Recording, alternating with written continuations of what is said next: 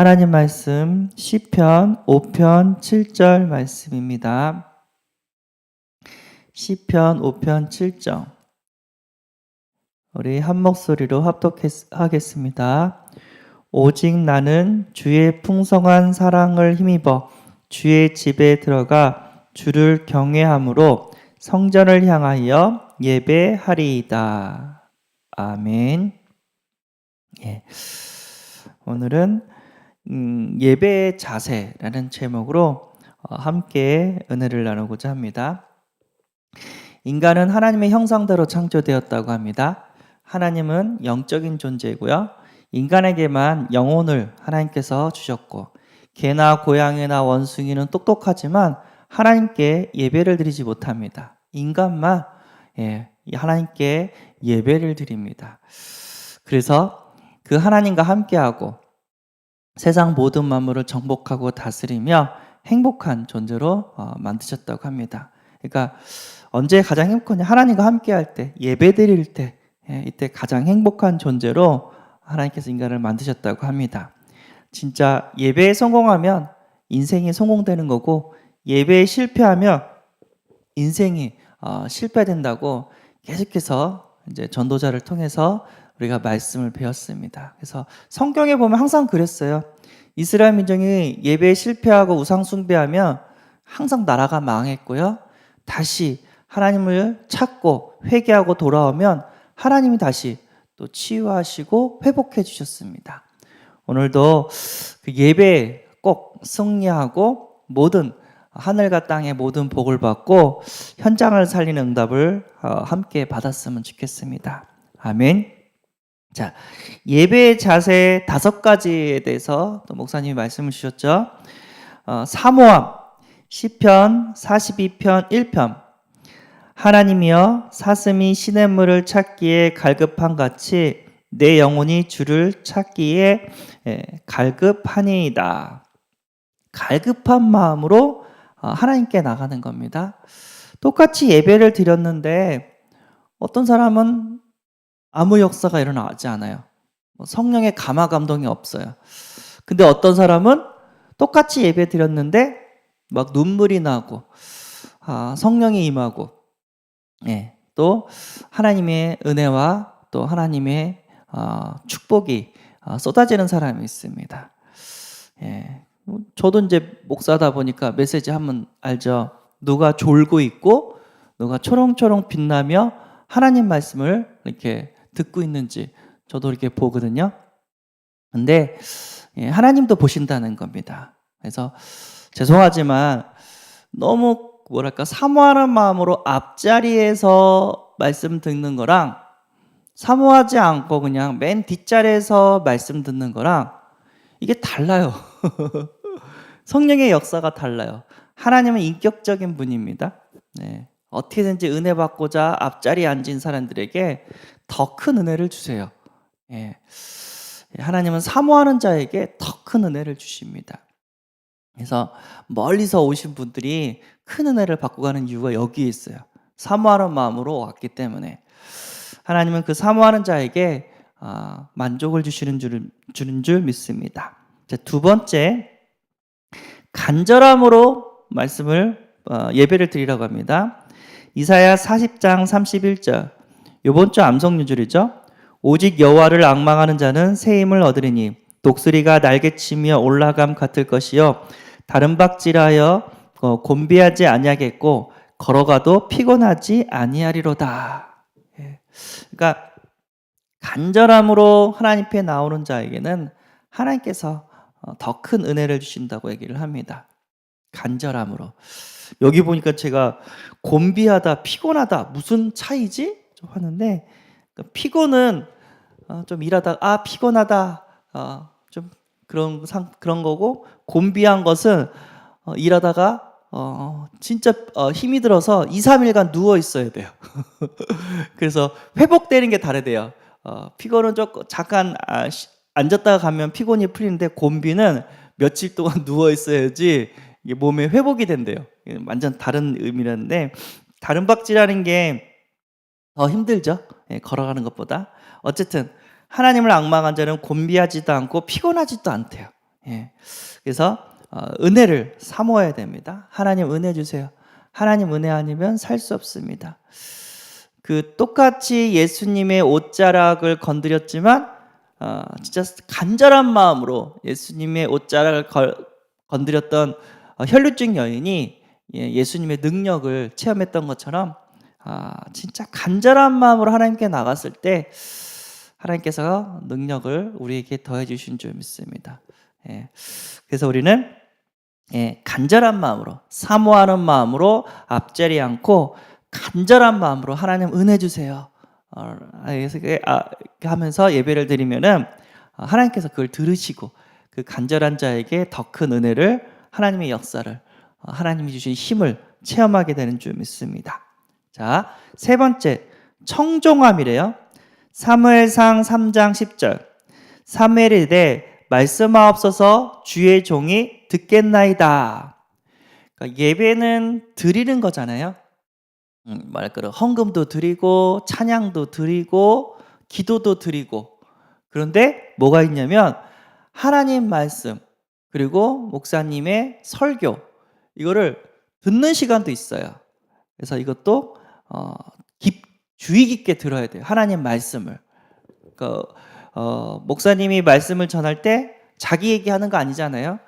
성경에는 하나님의 말씀을 이렇게 설명해 주는 거잖아요. 그래서 하나님의 말씀을 청정해야 돼요. 청정이 중요합니다. 우리가 헌금하는 것도 중요하고 찬양하는 것도 중요하고 기도하는 것도 중요한데 하나님 말씀을 청정하는 게 청정하는 것도 더 중요해요. 다 중요하죠. 뭔 소홀히 할 게 없죠. 다 중요하죠.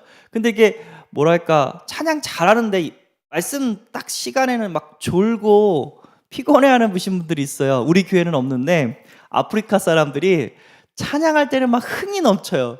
근데 목사님이 메시지 할 때는 푹 하면서 졸아요.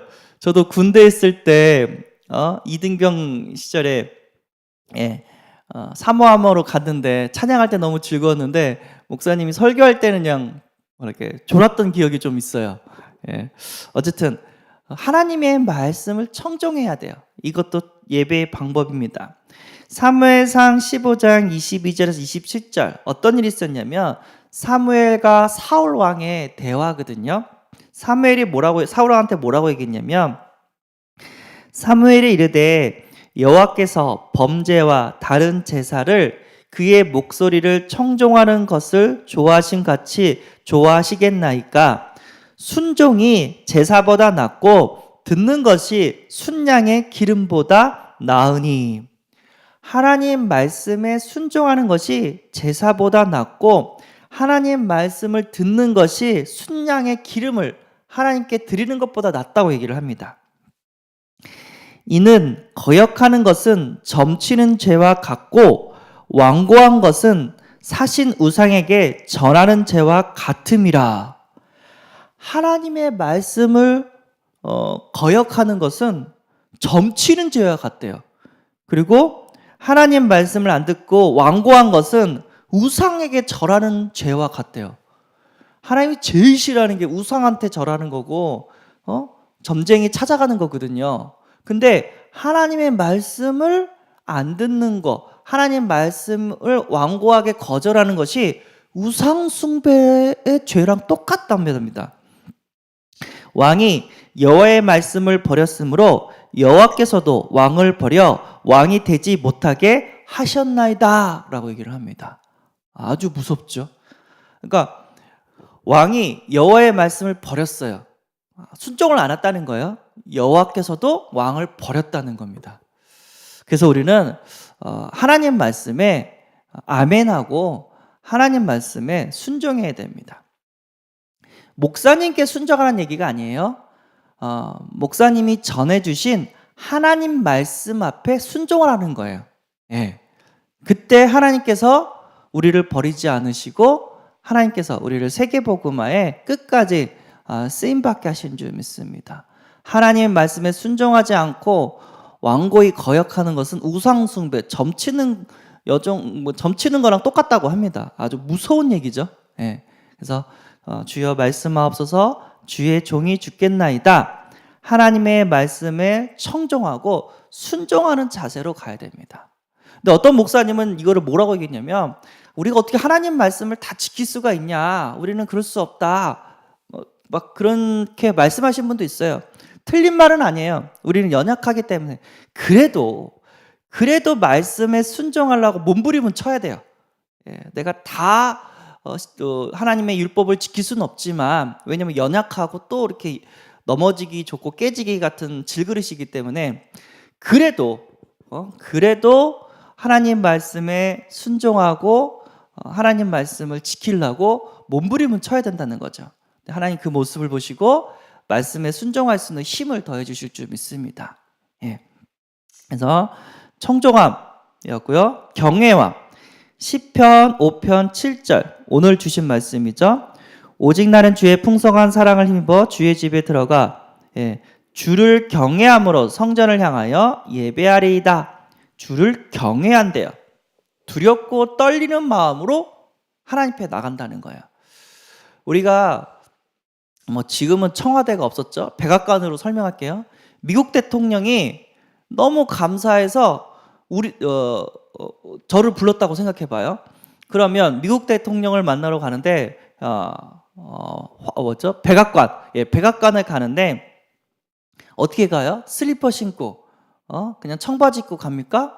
아니면 내가 단정하고 최고로 좋은 옷을 입고 갑니까? 그렇죠? 대통령 만나는데도 예의를 지키잖아요. 대통령보다 더 높으신 하나님을 만나러 가는데도 예의가 필요합니다. 두렵고 떨리는 마음으로. 그래서 비싼 옷 입으라 그렇게까지는 말 안 해도, 왜냐하면 가난한 사람이 있으니까 단정하게 최고로 이렇게 하나님 앞에 나가라. 옷도 단정하게 입고 머리도 단정하게 꾸미고, 그리고 하나님을 섬기는 데 있어서 두렵고 떨리는 마음으로. 너무 사랑의 하나님 하니까 하나님을 무시할 수가 있어요. 경홀히 여길 수가 있어요. 하나님은 경홀히 여길 수 있는 분이 아니라 경외하는 분입니다. 성경은 분명히 이야기하고 있습니다. 두렵고 떨린 마음으로 하나님께 가라. 그때 하나님이 영광을 받으시고 더 큰 은혜를 주실 줄 믿습니다. 마지막입니다. 예배자. 요한복음 4장 23절에서 24절. 아버지께 참되게 예배하는 자들은 영과 진리로 예배할 때가 오나니 곧 이때라. 아버지께서 자기에게 이렇게 예배하는 자들을 찾으시니라. 하나님은 영이시니 예배하는 자가 영과 진리로 예배할지니라. 아멘. 자, 예수님의 말이죠. 누구죠? 사마리아 여인인가요? 7번 결혼한 어쨌든 그 여자랑 얘기하는 거죠. 그래서 이 당시에는 제사죠. 예배 이전 단계 제사였어요. 양을 잡는, 번제하는 그런 제사 단계였는데, 이제 예수님이 이제 죽으시고 부활하셔서 이때는 이제 예배가 바뀌죠. 영과 진리로 제사에서 예배로 바뀝니다. 그래서 양을 잡지 않습니다. 오히려 초대교회는 이제 떡과 포도주를 나누면서 예수님을 기념하고, 예수님이 살아생전 주신 말씀을 또 봉독하고 이렇게 기도하면서 찬양하면서 예배를 드렸습니다. 근데 우리가 예배할 때 성령이 우리 함께 계십니다. 그걸 보라는 거예요. 목사님만 보이는 게 아니라 우리 교회의 하나님의 영이 함께하고 하늘의 천사가 예배를 돕는 그 모습을 봐야 되는 거죠. 진리의 말씀을 가지고 우리가 예배를 드립니다. 그래서 우리는 하나님의 진리의 말씀 청종해야 되고 순종해야 되고, 진리의 말씀 예수 그리스도 우리 붙잡아야 됩니다. 예수님은 우리의 모든 죄를 사해 주셨고요. 예수님은 죄짓게 하는 사단의 권세를 깨트릴 수 있는 권능을 우리에게 주셨고요. 예수님을 통해서 우리는 하나님을 만나고 하나님의 축복받는 길이 열렸습니다. 그게 예배입니다. 우리의 예배가 연락되어졌을 때 세상을 정복하고 다스리는, 모든 세상을 살리는 전도, 선교, 세계복음화, 렘넌트 후대를 살리는 역사를 체험하게 될 줄 믿습니다. 세상은 가면 갈수록 더욱더 힘들어져요. 좋아진다고 말하지 않습니다. 그런데 우리가 복음으로 예배의 성공 가운데 있으면 다 지켜내는 응답을 받게 되는 줄 믿습니다. 기도하겠습니다. 하나님 감사합니다. 예배의 자세를 우리가 어떻게 하면 성공시킬 수 있는지 말씀을 주심에 감사합니다. 사모함으로 간절함으로 청정함으로 경외함으로 예배자로 쓰면서 진짜 예배를 구경하는 자가 아니라 하나님께 영광 돌리는 자가 되어 하나님의 축복을 받는 우리 모든 성도님이 되게 하여 주옵소서. 우리 주 예수 그리스도의 이름으로 기도드리옵나이다. 아멘. 하늘에 계신 우리 아버지여, 이름이 거룩히 여김을 받으시오며 나라의 임하옵시며 뜻이 하늘 수는 것 같이 땅에서도 이루어지리라. 오늘날 우리에게 일용할 양식을 주옵시고 우리가 우리에게 죄 지은 자를 사하준 것 같이 우리 죄를 사하여 주옵시고 우리를 시험에 들게 하지 마옵시고 다만 악에서 구하옵소서. 대개 나라와 권세와 영광이 아버지께 영원히 쌓옵나이다. 아멘.